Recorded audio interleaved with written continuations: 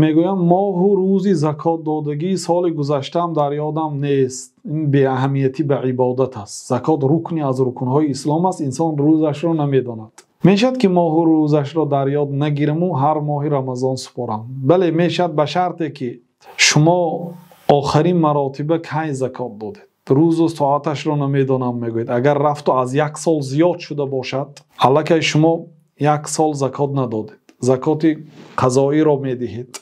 و اگر خواهید که ماه را گم نکنید و سالش را گم نکنید برای تاریخش برای شما معین شود و خواهید که در ماه رمضان زکات را برارید، در این رمضان مثلا اول قضایی را دهید و هم زکات من بعد را در این ماه رمضان دهید. با همین هر سال در ماه رمضان سپس زکات میدهید. یعنی در این صورت شما چند ماه زکاتتون را بر وقت‌تر میدهید یا مراتبه و با همین زکات شما بر رمضان مبدل می‌شود. والله اعلم.